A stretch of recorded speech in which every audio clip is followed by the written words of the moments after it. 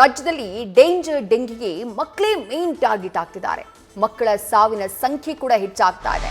ಮೃತ್ಯು ಕೂಪದಿಂದ ಮಕ್ಕಳನ್ನ ರಕ್ಷಿಸೋಕೆ ಹಾಗಾದ್ರೆ ವ್ಯಾಕ್ಸಿನ್ ಬರುತ್ತಾ? ಅಮೆರಿಕ, ಥೈಲ್ಯಾಂಡ್ ನಂತೆ ಭಾರತಕ್ಕೂ ಕೂಡ ವ್ಯಾಕ್ಸಿನ್ ಬರುತ್ತಾ? ಕ್ಯಾಪಿಟಲ್ ಸಿಟಿಗೆ ಹಾಗಾದ್ರೆ ವ್ಯಾಕ್ಸಿನ್ ಕಾಲಿಡೋದು ಯಾವಾಗ? ಡೆಂಗಿ ವ್ಯಾಕ್ಸಿನ್ಗೆ ಹೆಚ್ಚಿದ ಬೇಡಿಕೆ. ಸದ್ಯ ವೈದ್ಯರು ಈ ಬಗ್ಗೆ ಮಾಹಿತಿಯನ್ನ ನೀಡಿದ್ದಾರೆ. ಸೊ ಇನ್ನೂ ಒಂದು ಅಂತಂದರೆ ಇದು ಡೆಂಗು ವ್ಯಾಕ್ಸಿನಿಯಾ ಅನ್ನೋದೊಂದು ಕಂಡುಹಿಡಿದಿದ್ದಾರೆ. 2 ಕಂಪನಿದು ಬಂದಿದೆ. ಅಂದರೆ 1, 2, 3, 4 ಅಂತ ಸಬ್ ಟೈಪ್ಸ್, ಸೀರೋ ಟೈಪ್ಸ್ ಇರುತ್ತೆ. ಸೊ 2 ಥರ ವ್ಯಾಕ್ಸಿನ್ ಬರುತ್ತೆ, ಕ್ಯೂಡೆಂಗಾ ಮತ್ತು ಡೆಂಗ್ ವ್ಯಾಕ್ಸಿನಿಯಾ ಅಂತ. ಇನ್ನೂ ರಿಲೀಸ್ ಆಗಿಲ್ಲ. ಸೊ ಅದು 2 ಡೋಸು 3 ಡೋಸಲ್ಲಿ 3 ಮಂತ್ಸ್ಗೆ ಒಂದ್ಸಲಿ 6 ಇಯರ್ಸ್ ಮೇಲಿರ್ಪಟ್ಟಂಥವರಿಗೆ ಕೊಡ್ಬೋದು. ಬಟ್ ಇಲ್ಲಿ ಅವೈಲಬಿಲಿಟಿ ಇಲ್ಲ. ಡೆಂಗಿಗೆ ಯಾವುದು ಪರ್ಟಿಕ್ಯುಲರ್ ಇದಿಲ್ಲ, ಬಟ್ ಇದೇನು ಹೊಸ ವ್ಯಾಕ್ಸಿನ್? ಡೆಂಗು ವ್ಯಾಕ್ಸಿನ್ ಅಂತ ಅಂದರೆ ಹೊರಗಡೆ ಎಲ್ಲ ಇದೆ ಅಲ್ಲ, ಇದೆಲ್ಲ ಫಾರಿನ್ ಕಂಟ್ರೀಸಲ್ಲೆಲ್ಲ ಇದೆ. ಇಲ್ಲಿ ಇನ್ನೂ ಲೈಸೆನ್ಸಿಂಗ್ ಆಗಿಲ್ಲ. ಅಲ್ಲ, ಇಂಡಿಯಾದಲ್ಲಿ ಇನ್ನು ಸಿಗಬೇಕು, ಮೋಸ್ಟ್ಲಿ ಬರುತ್ತೆ. ಆ್ಯಕ್ಚುಲಾಗಿ ಡೆಂಗು ವ್ಯಾಕ್ಸಿನಿಯಾ ಅಮೇರಿಕಲ್ಲಿ ಸೆನೋಫಿ ಪಾಶ್ಚರ್ ಅಂತೀವಿ, ಅದರದಲ್ಲಿ ಇದೆ. ಒಂದು ಕಂಪ್ನಿದು 3 ಡೋಸ್. ಮತ್ತಷ್ಟು ಡೀಟೇಲ್ಸ್ ನಮ್ಮ ಪ್ರತಿನಿಧಿ ಸತ್ತಾರ್ ನೀಡ್ತಾ ಹೋಗ್ತಾರೆ. ಸತ್ತಾರ್, ಮಕ್ಕಳ ಮೇಲೆಯೇ ಹೆಚ್ಚಿನ ಟಾರ್ಗೆಟ್ ಆಗ್ತಾ ಇರೋದು ರಾಜ್ಯದಲ್ಲಿ. ಮಕ್ಕಳ ಸಾವಿನ ಸಂಖ್ಯೆ ಹೆಚ್ಚಾಗ್ತಾ ಇದೆ. ವ್ಯಾಕ್ಸಿನ್ ಇದೆ ಪರದೇಶದಲ್ಲಿ, ಬಟ್ ಭಾರತಕ್ಕೆ ಬಂದಿಲ್ಲ ಅನ್ನುವಂಥ ಮಾಹಿತಿಯನ್ನ ವೈದ್ಯರು ನೀಡ್ತಾ ಇದ್ರು. ಯಾಕೆ ಈ ವ್ಯಾಕ್ಸಿನ್ ಅನ್ನ ಭಾರತಕ್ಕೆ ತರುವಂತಹ ಪ್ರಯತ್ನಗಳಾಗಿಲ್ಲ? ಸಚಿವರು ಏನ್ ಹೇಳ್ತಿದ್ದಾರೆ ಅಥವಾ ವೈದ್ಯಾಧಿಕಾರಿಗಳು ಈ ಬಗ್ಗೆ ಏನ್ ಹೇಳ್ತಿದ್ದಾರೆ? ಸತ್ತಾರ್, ಅಂದರೆ ರಾಜ್ಯದಲ್ಲಿ ನೀವು ಗಮನಿಸ್ತಾ ಇದ್ರೆ ಒಟ್ಟು ಪ್ರಕರಣ, ಡೆಂಗಿ ಪ್ರಕರಣ ಏನಿದೆ 7000 ಪೈಕಿ ಸರಿಸುಮಾರು 2400 ಪ್ರಕರಣ ಮಕ್ಕಳಲ್ಲಿ ದಾಖಲಾಗಿರುವಂಥದ್ದು.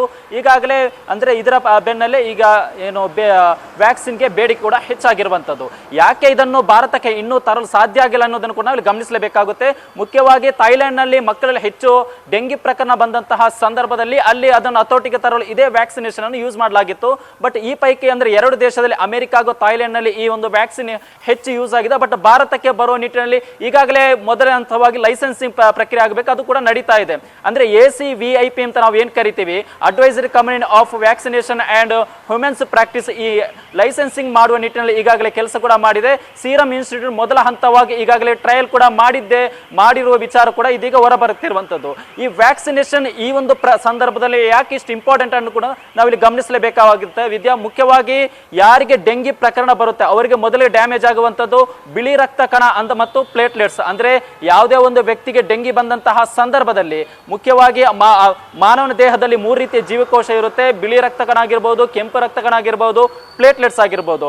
ಯಾವಾಗ ಡೆಂಗಿ ಬಂದಂತಹ ಸಂದರ್ಭದಲ್ಲಿ ಪ್ಲೇಟ್ಲೆಟ್ಸ್ ಕಡಿಮೆ ಆಗಿ ಬಿಳಿ ರಕ್ತ ಕೂಡ ಕ್ಷೀಣಿಸಿದ ಸಂದರ್ಭದಲ್ಲಿ ರೋಗ ನಿರೋಧಕ ಶಕ್ತಿ ಕೂಡ ಕಡಿಮೆ ಆಗುತ್ತೆ. ಯಾವಾಗ ರೋಗ ನಿರೋಧಕ ಶಕ್ತಿ ಕಡಿಮೆ ಆಗುತ್ತೋ ತದನಂತರದಲ್ಲಿ ಇತರ ಕಾಯಿಲೆ ಬರುತ್ತೆ. ಅಂದ್ರೆ ವಾಂತಿ ಆಗಿರ್ಬೋದು, ಉಸಿರಾಟ ತೊಂದರೆ ಆಗಿರ್ಬೋದು, ಈ ರೀತಿಯ ತೊಂದರೆ ಉಂಟಾಗುತ್ತೆ.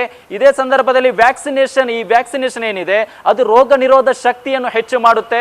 ರೋಗ ನಿರೋಧ ಶಕ್ತಿ ಹೆಚ್ಚಾದ್ರೆ ಸಹಜವಾಗಿ ಯಾವುದೇ ಒಂದು ಡೆಂಗಿ ಅಂತ ಪ್ರಕರಣದಲ್ಲಿ ನಾವು ಏನು ದೊಡ್ಡ ಮಟ್ಟದಲ್ಲಿ ಎಫೆಕ್ಟ್ ಆಗದೆ ಅಂತ ನೋಡ್ಕೋಬಹುದು. ಇದೇ ಕಾರಣಕ್ಕೆ ಇದೀಗ ವೈದ್ಯರು ಕೂಡ ವ್ಯಾಕ್ಸಿನೇಷನ್ ಬಂದ್ರೆ ಉತ್ತಮ, ಮಕ್ಕಳನ್ನು ಕಾಪಾಡಲು. ಯಾಕಂದ್ರೆ ಮಕ್ಕಳಲ್ಲಿ ರೋಗ ನಿರೋಧಕ ಶಕ್ತಿ ಕಡಿಮೆ ಇರೋದ್ರಿಂದ ಅಂತಹ ಸಂದರ್ಭದಲ್ಲಿ ಮಕ್ಕಳನ್ನು ಕಾಪಾಡಲು ವ್ಯಾಕ್ಸಿನೇಷನ್ ಬರಬೇಕು ಅನ್ನೋ ನಿಟ್ಟಿನಲ್ಲಿ ಬೇಡಿಕೆ ಕೂಡ ಇಟ್ಟಿರುವಂತದ್ದು. ಈಗಾಗಲೇ ACVIP ಏನಂತ ಅಂದ್ರೆ advisory committee of vaccination and humans practice ಈ ನಿಟ್ಟಿನಲ್ಲಿ ಲೈಸೆನ್ಸಿಂಗ್ ಕೂಡ ಮಾಡ್ತಾ ಇದೆ. ಎಲ್ಲವೂ ಅಂದುಕೊಂಡಂತೆ ನಡೆದ ಮುಂದಿನ ದಿನದಲ್ಲಿ ಬರಬಹುದು. ಮತ್ತೆ ಫಾರಿನಲ್ಲೇ ಆದಂತಹ ಅದೇ ವ್ಯಾಕ್ಸಿನೇಷನ್ ಇಲ್ಲಿ ಯೂಸ್ ಮಾಡಲು ಸಾಧ್ಯ ಇಲ್ಲ. ಯಾಕಂದ್ರೆ ಅದಕ್ಕೂ ಟ್ರಯಲ್ ಮಾಡಬೇಕಾಗುತ್ತೆ. ಅವರ ರೋಗ ನಿರೋಧಕ ಶಕ್ತಿ ಆಗಿರ್ಬೋದು, ಅವರ ಫುಡ್ ಆಗಿರ್ಬೋದು, ಎಲ್ಲವೂ ಬೇರೆ ರೀತಿ ಇರೋದ್ರಿಂದ ಭಾರತದಲ್ಲಿ ಅದನ್ನು ಇಂಪ್ಲಿಮೆಂಟ್ ಮಾಡಬೇಕಾದ್ರೆ ಅದನ್ನು ಮೊದಲು ಟೆಸ್ಟ್ ಮಾಡಬೇಕಾಗುತ್ತೆ. ಈ ನಿಟ್ಟಿನಲ್ಲಿ ಇದೀಗ ಸೀರಮ್ ಇನ್ಸ್ಟಿಟ್ಯೂಟ್ ಕೂಡ ಮೊದಲ ಹಂತವಾಗಿ ಟ್ರಯಲ್ ಕೂಡ ಮಾಡಿರುವಂತದ್ದು. ವಿದ್ಯಾ, ಥ್ಯಾಂಕ್ ಯು ಸರ್ ತಮ್ಮೆಲ್ಲ ಡೀಟೇಲ್ಸ್. ನ್ಯೂಸ್ ಫಸ್ಟ್, ನಿರ್ಭೀತಿಯಿಂದ ನಿಮ್ಮ ಪರವಾಗಿ.